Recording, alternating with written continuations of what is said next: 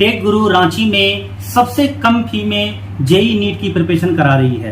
अगर आप क्लास 11 में एडमिशन करा रहे हैं तो आप जेई नीट की तैयारी करना चाहते हैं तो क्लास 11 की तैयारी पूरे 1 साल की तैयारी मात्र 11,000 रुपया में हो रही है। तो अगर आप ज्वाइन करना चाहते हैं तो रांची में 30 अप्रैल से डेमो क्लास शुरू हो रहा है। दिए गए कॉन्टैक्ट नंबर पर आप कॉल करें और अपना डेमो क्लास के लिए रजिस्ट्रेशन करें। एक वक्त था जब युवा भी साहित्य की किताबें पढ़ते थे।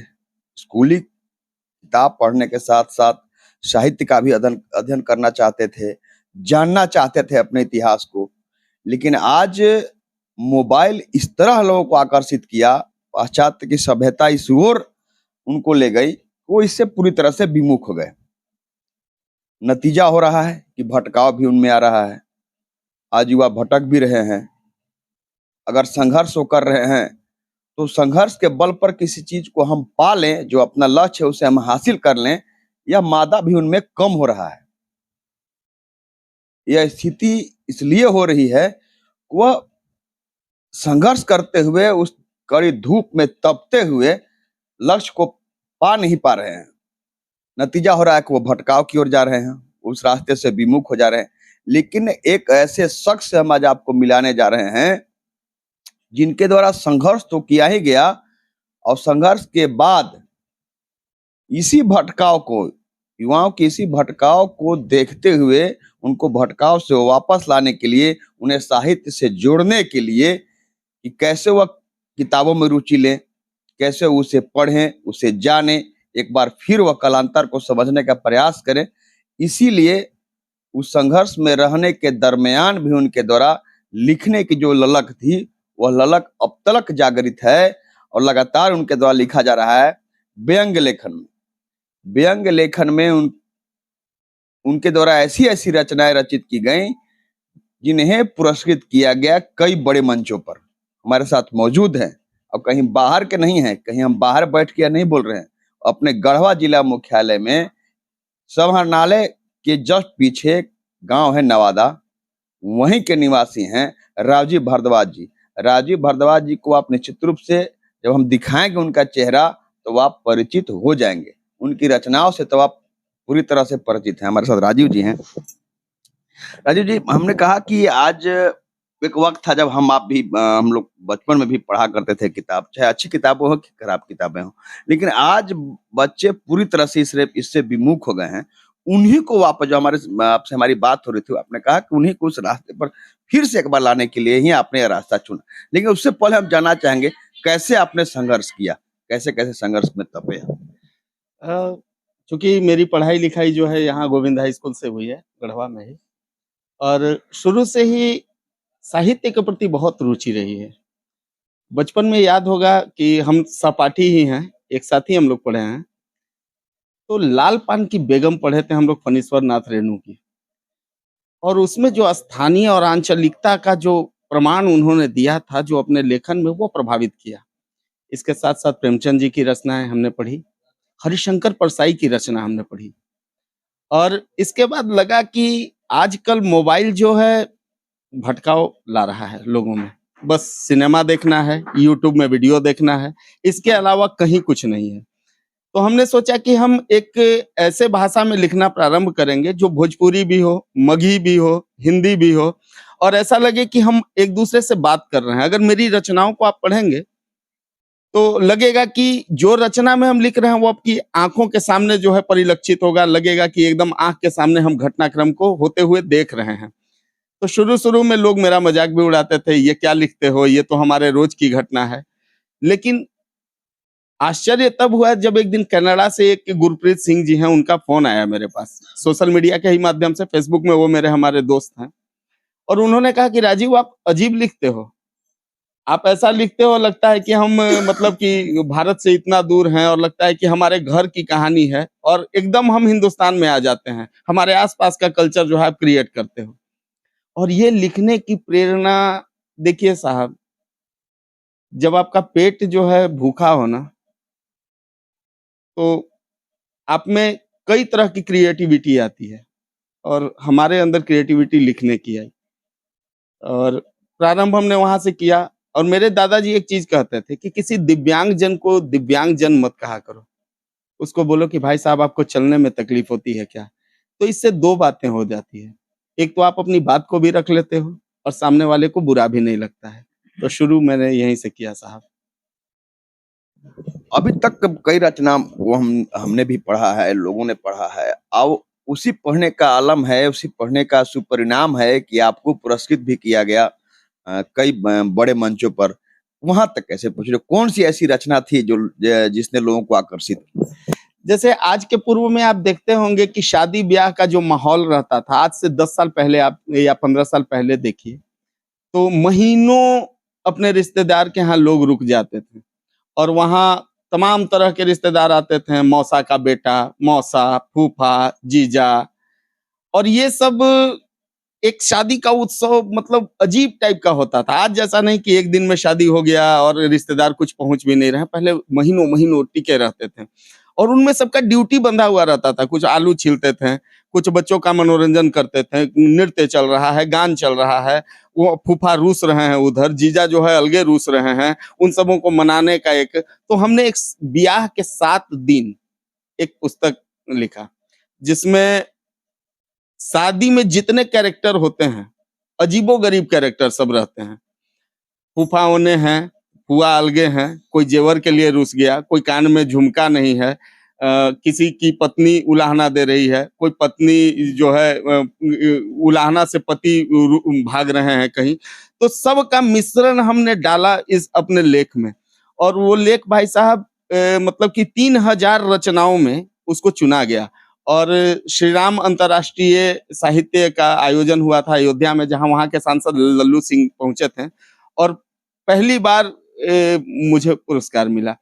तो पुरस्कार से बड़ा पुरस्कार तब मिला जब लोग बोले कि आजकल ये होता है क्या, ऐसा होता था क्या पहले। तो अजीब हमको भी लगा कि शायद, लेकिन जो पौराणिक लोग थे वो बोले कि नहीं, आपने हर एक घटनाओं को बारीकी से लिखा और ये मतलब लग ही नहीं रहा था कि हम उस दौर में नहीं हैं। आपने उस दौर को जिंदा कर दिया, इसके लिए बहुत बहुत धन्यवाद राजीव जी। और आप लगातार लिखते रहिए ताकि हम फिर से उस दौर में जा सके। और उसके बाद हम विभिन्न मुद्दों पर हमारी कम से कम अभी 35 रचनाएं हैं व्यंग की।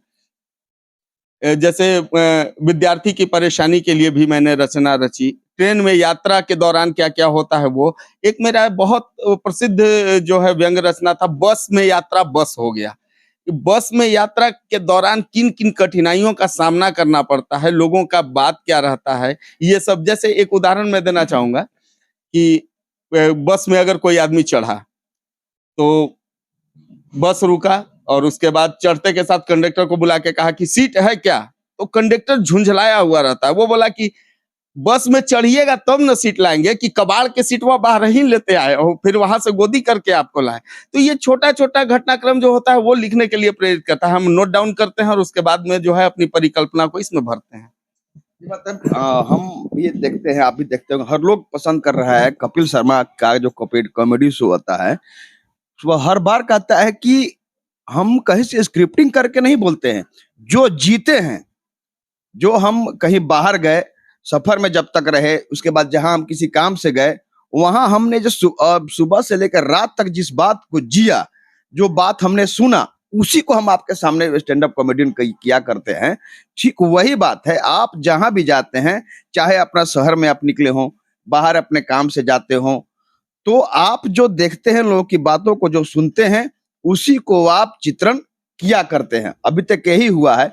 संक्षेप में निश्चित रूप से अश्लीलता की बात तो है ही, वहां पर दर्शाया गया था। अभी हम लोग एक जगह बैठे हुए थे जहां हमने पढ़ा आपकी लेखनी को कि पटना 10 नंबर प्लेटफॉर्म पर एक जो स्क्रीन लगाया होता है ट्रेन की सूचना के लिए, उस स्क्रीन पर अश्लील फिल्में प्रसारित हो गई थी। ऐसा क्या आप भी वहां पर मौजूद थे जिसने आपको देखा? हाँ, क्या हुआ कि पटना में था मैं उस समय और बाहर थे, तो एक भिखारी को हम 10 रुपया दिए जो बेचारा चलने फिरने में लाचार था। इसके बाद हम प्लेटफॉर्म संख्या 10 पे पहुंचने ही वाले थे कि देखे कि वो भिखारी 50 लोगों को ओवरटेक करके दौड़ के जो है प्लेटफॉर्म संख्या 10 पर जा रहा था, बोल रहा था कि चलो चलो वहां चल रहा है चल रहा है। तो हम सोचे कि क्या चल रहा है भाई, ट्रेन चल दी क्या। लेकिन वहां आके देखे तो बड़ा विभत्स दृश्य नजर आया। सही कहूं तो मजा भी आया, लेकिन शायद ये नहीं बोलना चाहिए सार्वजनिक मंच से, क्योंकि मजा मेरे लिए था, लेकिन जो परिवार के साथ लोग थे उनके लिए ये सजा था। तो हमने सोचा कि इसके बारे में चलिए कुछ लिखते हैं। तो वहां देखे कई प्रकार के लोग नजर आए। मतलब कि जितने भी वहां के वेंडर थे सब दौड़ रहे थे, जितने फल बेचने वाले थे अपना ठेला खोमचा छोड़ के सब दौड़ दौड़ के जो है मंच पर जा रहे थे। तो हम सोचे कि इससे बड़ा व्यंग लिखने का मौका मुझे दोबारा नहीं मिलेगा। एक चीज और मैं बताना चाहूंगा कि जब भी कभी ट्रेन से यात्रा करते हैं तो खुर्शीद, एम आलम, तो ऐसा लगता है कि पूरा देश हमारा गुप्त रोग का शिकार है। तो मन में आया कि इतना ज्यादा गुप्त रोग, तो हम इस पर भी अपना एक रचना लिखें। देखिए होता क्या है ना कि आपकी रचनाओं को नाम से लोग कम पढ़ना पसंद करते हैं, लेकिन उसके तह में जाइएगा तो पता चलेगा कि मन का रोग ही गुप्त रोग है। अगर मन में रोग नहीं तो फिर कोई गुप्त रोग नहीं। इसी प्रकार सबसे बड़ा गुप्त रोग तो हम पटना स्टेशन पर देखें। वहां समझिए कि कुछ लोग जो है भाग भी रहे थे और कुछ लोग एक टक्की लगाए तब तक देखते रहे जब तक वो खत्म नहीं हो गया। और उसके बाद विश्वास नहीं कीजिएगा भाई साहब, मैंने 4-5 लोगों से साक्षात्कार लिया, तो वो बोल रहे थे कि हम 1 महीना से टकटकी लगा के देख रहे थे कि कुछ तो हाँ न जाने कब प्रसारित होगा, क्योंकि एक दिन जो है 3 सेकंड के लिए चला था। तो इतना धैर्यता हमारे हिंदुस्तान में है, और हम भी उसी धैर्यता को लेकर लिखते हैं कि आज भले लोग न पढ़े, लेकिन कल तो पढ़िए लोगे मेरा रचना, कभी ना कभी तो पसंद आएगा।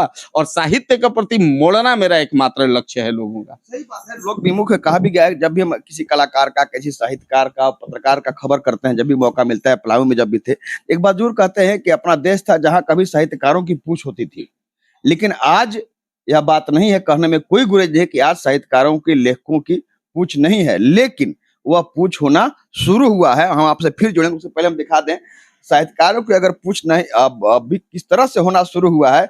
यह देख सकते हैं, यह पुरस्कार जो है राजीव जी को मिला है, उसी लेखनी के लिए मिला है। बेशक आज भले उस अनुपात में कुछ ना हो, लेकिन अब इनकी लेखनी को सराहा जा रहा है। हम देख सकते हैं यहाँ सभी किताबें हैं, जिन किताबों को अब पढ़ना बच्चे नहीं चाहते हैं, डॉक्टर बनना चाहते हैं, इंजीनियर बनना चाहते हैं। अब ऐसे इंजीनियर को कितना नौकरी मिल पा रहा है, किस तरह सारे पढ़ाई डिग्री लेने के बाद ही बेरोजगार हैं, यह कहने में कोई हिचक नहीं है। लेकिन आज लिखना लोगों के लिए बेशक जरूरी है, आप लिखें। और साथ यह भी कहा जाता है कि लिखने के साथ साथ पढ़ना जरूरी होता है। आप बढ़िया तभी लिख सकते हैं आप जब बढ़िया आप पढ़ने के आदी हो। जब आप बढ़िया पढ़ेंगे तभी आप बेहतर लिख सकते हैं। और किस तरह युवाओं को जागृत करना चाहेंगे को आप एक बार फिर से उसी डरे पर वापस आए और लिखना शुरू करें। हम लोग पहले स्कूल में पढ़ते थे, आज बच्चे भी पढ़ते हैं हम लोग के, लेकिन लिखना नहीं, अब वह परिपाटी खत्म से हो गई है। कभी हम लोग को 2-2 पेज लिख कर जाना पड़ता था, और जिसको हम लोग लिखना कहते थे देहाती भाषा में। लेकिन आज भी उसी स्कूल, जिस स्कूल से हम आप पढ़े हैं, उसी स्कूल में परिपाटी खत्म हो गई। बाहर कॉन्वेंट स्कूल की बात तो छोड़ दें। कुछ साल पहले मैं एक विद्यालय में पढ़ाता था, और पहले लोग सोचते थे तब लिखते थे। अब क्या है कि पहले याद करते हैं। तो एक मैं उदाहरण दूंगा कि एक बच्चे को नदी पर निबंध लिखने के लिए आ गया था, और बेचारे को गाय पर याद था। तो अब लिखे कैसे? तो वो लिखा कि हमारे गांव में एक नदी बहती है, उस नदी का नाम सरस्वतिया है। उस नदी के किनारे गाय चरने आती है। गाय के 4 पैर होते हैं, एक पूंछ होती है, 2 आंख होता है, एक नाक होता है। गाय गोबर करती है, उसके गोबर से उपला बनता है, उसको जो है उससे लिट्टी सेकाता है। तो निबंध था नदी पर, याद था गाय पर, तो उसने बेचारा लिख दिया। गलती उसकी भी नहीं है। तो हम उन युवाओं से कहना चाहते हैं कि अपना दिमाग लगाइए। लिखने के लिए आपको बाहर जाने की जरूरत नहीं है। आप नित्य जो है समाचार पत्र पढ़ें, और हो सके तो किताब पढ़ें। बचपन में गार्जियन आपको कहानी सुनाते होंगे, तो उस कहानी का भाव को समझें। अपने यार दोस्त से बात करें, और बात करने के क्रम में अच्छे अच्छे शब्द आपके पास आएंगे। आप उन्हीं शब्दों को उठाकर लिखिए ना, ये मत लिखिए कि आप बहुत बड़े जो है फनकार बन जाइएगा लिखकर, बहुत बड़े रचनाकार, आप राष्ट्र लेखक, राष्ट्र कवि के बारे में मत सोचिए। आप बस लिखना शुरू कीजिए निरंतर। भाई साहब, हम 20 साल से लिख रहे थे और पहचान 2023 में मिली, तो समझिए कि 19 साल बिना पहचान के हम लिखें और आप जैसे लोगों की नजर हम पर पड़ी। हम तो कोयला में रहते हैं साहब, अब पता नहीं आप कैसे हमें ढूंढें, लेकिन अब कोयला के खदान में आप उतरे हैं तो अब हम क्या बताएं। हीरा तो तलाश लेंगे ही। तो ये आपकी बड़प्पन है साहब, हम अपने बारे में बात राजीव जी जब व्यंग की हो रही है तो अपने झारखंड की हम बात करेंगे, दूसरे जगह की बात नहीं करेंगे। अपना झारखंड भी कम चर्चित नहीं रहा है। जब पुराने कालखंड जब ये झारखंड का निर्माण हुआ तब से लेकर आज तक अपने यहाँ के कितने आईएएस बने, कितने आईपीएस बने, इस पर चर्चा हम नहीं करेंगे। कितने आईएएस होटवार गए इसकी चर्चा जरूर करेंगे। आपने अभी लिखा भी है, एक व्यंग आज आप लिखने भी वाले हैं कि आखिर रंजन की छवि कैसे बिगड़ी, किसने बिगाड़ी। पूजा नाम लेकिन अभिषेक किसी और का करती रही हूँ, कैसे हुआ? कितने झारखंड को नाम? देखिए, हम झारखंड को इतना दोष नहीं देंगे, हम दोष देंगे साक्षात्कार लेने वालों का कि आखिर उन्होंने साक्षात्कार कैसे लिया, क्या उनमें देखा, कौन सी खूबियां थी जो उनमें देखा। या तो आप चरित्र चित्रण अच्छा से नहीं कर पाए, 30 मिनट 1 घंटा 1.5 घंटा का जो साक्षात्कार का अवधि होता है उसमें। अब एक चीज बताइए, जैसे मैं आईएएस हूं, हमसे आपने पूछा कि आप क्या करना चाहते हैं अगर आप आईएएस में नियुक्त हो गए तो सबसे पहले मेरे मुंह से यह निकलेगा कि मैं भ्रष्टाचार को खत्म करूंगा, मैं गरीबों तक सरकार की योजनाओं को पहुंचाऊंगा। दुर्भाग्य तब है जब प्रधानमंत्री राजीव गांधी कहा करते थे कि हम 1 रुपया भेजते हैं 25 पैसा पहुंचता है, तो 75 पैसा जाता कहां था। दूसरा चीज कि अगर मेरे घर में मेरे पुत्र आईएएस बन जाए तो हम डिमांड 2 करोड़ तिलक का रखेंगे सबसे पहले। यहाँ पर सारा चीज खत्म हो जाता है कि क्या भ्रष्टाचार। तो सबसे पहले तो हम वो करेंगे ना, दहेज लेंगे। 2 करोड़ से कम में हम अपने बेटे को नहीं बेचेंगे अगर आईएएस बन जाएंगे तो। और देखिए भाई साहब, मुक्ति धाम से पहले होटवार का जो कॉन्सेप्ट चला है यहाँ, वो बड़ा अच्छा है। कर्म का फल तो यही मिलता है, पहले सुनते थे अब देख रहे हैं। पहले देखते थे कि कर्म का फल जो है बैतरनी पार करने के बाद मिलता है, लेकिन अब होटवार और तिहाड़ पार करने के बाद जो है कर्म का फल मिलता है। तो हम उनके बारे में भी लिखेंगे। अब देखिए, ज्यादा तो नहीं लिख सकते हैं, हाकिम और महामहिम के बारे में ज्यादा लिखना, लेकिन अपने समझ से लिखेंगे। हम तो जो भी लिखेंगे भाई साहब अपने पर लिखेंगे। यह जानना चाहेंगे कि वो निश्चित रूप से बेहतर होते हैं, हम लोग से ज्यादा पढ़ाई करते हैं, तभी जाकर इतने बड़े पद को सुशोभित करते हैं, क्वालिफाई करते हैं यूपीएससी। किसी का पहला रैंक आता है, किसी का टॉप 10 में आता है नाम। तो आखिर यह खुद बिगड़ते हैं या बिगाड़े जाते हैं? हाँ, ये सवाल आपका बहुत महत्वपूर्ण है कि बिगड़ते हैं या बिगाड़े जाते हैं।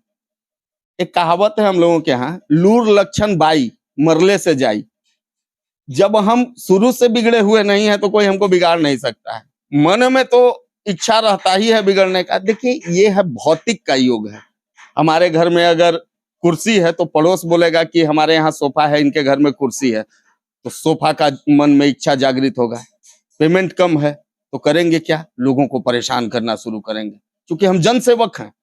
बिना परेशान किए तो हमको कुछ मिलेगा नहीं। तो परेशानी से मुक्ति के लिए लोग भी सोचता है कि क्यों हम परेशान हो, चलो भैया कुछ दे लेते हैं। तो भौतिकतावाद में जहां हम जीना शुरू करेंगे, भ्रष्टाचार की जो है कोपले वहीं फूटेगी साहब। अब बताइए ना कि किसी के घर में खाने के लिए, यहाँ झारखंड की हम बात कर रहे हैं, एक शेर याद आता है कि सब लोग कह रहे थे कुछ खा के मर गया, और अफवाह ये थी कि वो भूखा मर गया। ठीक है, तो अब मेरे समझ में ये नहीं आ रहा है कि जहां खाने के लिए लोग मोहताज हैं, वहां करोड़ों रुपया लोगों के पास मिल रहा है। तो थोड़ा सा अजीब लगता है। अब इसमें थोड़ा नैतिकता ज्यादा होना चाहिए। नैतिक शिक्षा देखिए बंद हो गया। पहले विद्यालय में नैतिक शिक्षा पढ़ाया जाता था तो इस तरह का मामला कम आता था। अब नैतिक शिक्षा पढ़ाया ही नहीं जाता है। अब 5 विषय की पढ़ाई होती है। तो कॉस थीटा का जीवन में कोई उपयोग है नहीं, नैतिक शिक्षा पढ़ा नहीं रहे हैं, हिंदी के प्रति आपकी रुचि नहीं है, विज्ञान का काम आप फील्ड में क्या कीजिएगा। तो मेन है कि नैतिक शिक्षा की पढ़ाई होनी चाहिए, यहाँ साहित्य के प्रति लोगों का रुझान होना चाहिए और एक दूसरे की दशा देखकर भी लोग सुधरते हैं। तो अब हमारे यहाँ तो दो ऐसा केस हो गया है। जब पढ़ाई की बात आई राजू जी, तब यह बात भी कहना चाहें कि कोई कोई विषय को लोग सब्जेक्ट में शामिल करना चाहते हैं स्कूल में पढ़ाने के लिए, बच्चों को शिक्षा देने के लिए, तो क्यों नहीं ऐसा विषय शामिल किया जाए। जैसे आप डॉक्टर बनना चाहते हैं तो वहां भी भ्रष्टाचार आप ना करें, गलत इलाज ना करें। इंजीनियर बनना चाहते हैं ऐसे सामग्री का उपयोग ना करें कि आपके द्वारा निर्माण ध्वस्त हो जाए। आईएएस बनना चाहते हैं तो इनके जैसा ना बने। यह भी क्यों नहीं सब्जेक्ट के रूप में शामिल किया जाए। देखिए, मेन है कि हमारी शिक्षा जो मैकाले शिक्षा नीति है, आप देखिएगा कि वैदिक काल की जो शिक्षा नीति होती थी, भ्रष्टाचार उस युग में कम होता था। अब यहाँ आगे बढ़ने की होड़ लगी हुई है। एजुकेशन सिस्टम भी है, आप बहुत अच्छा बात बोले। एक दिन हमसे एक लोग की बात हो रही थी कि आप पत्रकारों के ग्रुप में रहते हैं, आपको पत्रकार लोग जानते हैं, तो जो प्राइवेट विद्यालय में जो पुस्तक बेचता है लोग, इस पर आप सवाल क्यों नहीं उठाते हैं। तो मेरा कहना है कि प्राइवेट विद्यालय में कौन पढ़ाने जाते हैं, जो सब जगह से निराश हो जाते हैं। सरकारी विद्यालय में तो बहुत बड़े बड़े मतलब कि परीक्षा के आधार पर होता है। तो आप सरकारी विद्यालय में अपने बच्चों का नामांकन क्यों नहीं करवाते हैं। वहां जाकर आंदोलन कीजिए, मास्टरों से पढ़ाने के लिए बोलिए, वो तो सक्षम है पढ़ाने में और उनको पैसा भी प्राइवेट विद्यालय के शिक्षकों की अपेक्षा ज्यादा मिल रहा है। तो आप वो नहीं कीजिएगा, आप माध्यम ढूंढिएगा किसी न किसी को। अब पत्रकार महोदय क्या कर लेंगे, एक प्राइवेट विद्यालय में आप अपने बच्चे को स्टेटस सिंबल के लिए प्राइवेट विद्यालय भेजते हैं, सरकारी विद्यालय में क्वालिफाइड टीचर जो है वहां आप अपने बच्चों को भेजते नहीं है और कहते हैं कि आप बात उठाइए कि वहां किताब 30,000 का और 12,000 का मिल रहा है। तो सबसे पहले अपने आप में यहाँ जनता को जो है सुधार करने की आवश्यकता है।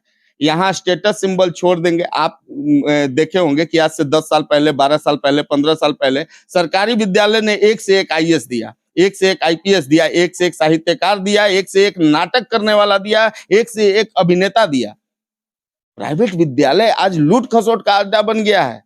हर जगह हम देखते जा रहे हैं कि लोग त्रस्त हैं, स्टेटस सिंबल बना लिए हैं। तो थोड़ा सा हम चाहेंगे कि मोरली यहाँ सब्जेक्ट का जो है विस्तार हो और नैतिक शिक्षा पर ज्यादा जो है विचार करने की जरूरत है। व्यंग लेखक हैं आप, तो निश्चित रूप से यहाँ चाहिए एक जवाब कि जिसके का नींद जिसको एयर कंडीशन में आती होगी, जो डनलप के गद्दा पर सोता होगा, शायद वो गद्दा तो हम लोग भी देखे नहीं है अभी, ना कभी बैठने का शायद जीवन में मौका मिले, कहीं बाहर जाए तो हम लोग को मौका मिलेगा। कैसे होटवार में नींद आई होगी। देखिए, नींद का जहां तक बात है तो वो दर्द के बिस्तर पर भी आता है। ये जरूरी नहीं कि प्रेमिका का सर ही जो है प्रेमिका के मतलब कि जंघाओं पर सर रहे तो ही नींद आ जाए। नींद अंतरात्मा सबसे बड़ा चीज होता है। आप गलत करते हैं तो आपकी अंतरात्मा आपको एक बार धिक्कारती जरूर है, और नहीं धिक्कारती है तो उसके लिए होठवार बना हुआ है, वहां जाके तो जरूर ही धिक्कारेगी। जितने लोग वहां जाते हैं तो हमको लगता है कि आप ही लोगों के माध्यम से हम देखे हैं कि उनके आंख से आंसू टपक गया। तो ये आंसू क्या है, ये जीवन का जो है रक्त जो है आंख से आंसू बन के टपक रहा है। वो अपने पूर्व का पाप जो है वो आंसू के रूप में निकल रहा है कि मैंने ये नहीं किया होता तो आज कम से कम इस जगह पे नहीं आते जिस जगह पे हम आए। उस वक्त रिश्वत लेने समय अगर हाथ थरथराए होते, आज आंख से आंसू नहीं आए होते। हाँ बिल्कुल। देखिए क्या है ना कि सामान बांध लिया है गालिब मैंने, बहुत जुड़ाया, बहुत संग्रह किया, लेकिन अब बता वो जगह कहाँ रहते हैं वो लोग जो कहीं के नहीं रहते हैं। तो यही हो रहा है हमारे यहाँ कि जिंदगी भर जिनके रुतबा से लोग डरते थे आज वो जेल गए हैं। खैर वो तो जो किए सो कोई है, लेकिन जो उनको अपना आदर्श मानते थे उन पर क्या बीत रही होगी। जो उनको उनके स्थान पर जो पहुंचना चाह रहे थे, उनकी छवि को देखकर उनके छवि में उनका छवि कैसा बन गया, हम ये सोच रहे हैं कि आजकल सबसे उनका तो जो होना था सो हुआ, लेकिन आजकल का जो युवा भारतीय प्रशासनिक सेवा को जो सबसे अच्छा मानता था वो क्या सोच रहा होगा कि क्या इसी दिन के लिए लोग पढ़ाई करेंगे कि होटवार जाना पड़ेगा। ये थोड़ा सा दुर्भाग्यपूर्ण लगता है साहब। इतना सफर तय हो गया, संघर्ष के साथ साथ में सफलता के इतने साल बाद, और कैसी सफलता और कैसा लक्ष्य पाने की ललक? देखिए, एक इंसान अपने जीवन काल में कभी सफल नहीं होता। यहाँ प्रधानमंत्री भी बन जाते हैं तो वो भी अपने आप को सफल नहीं कहते हैं, और हम सफल ही नहीं हैं।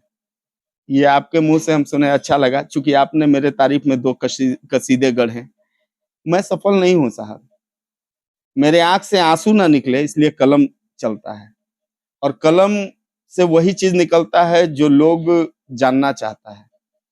तो हम तो बस कोई सफलता हम सुने थे एक बार कि सिकंदर जब मरने लगा था तो अपने दोनों हाथों को बाहर निकाल के बोला था कि मेरा अंतिम संस्कार करना। तो लोग पूछा कि ऐसा क्यों? बोला कि सिकंदर पूरे विश्व को जीत लिया लेकिन अपने हाथ में कुछ लेकर नहीं जा रहा है। तो सफलता ना आज तक पाए हैं, और भविष्य में पता नहीं कौन सा सफलता मिलेगा, इसकी आशा भी मैं नहीं किया, क्योंकि आशा टूटने पर बड़ा कष्ट होता है सर। बहुत बहुत धन्यवाद राजीव जी।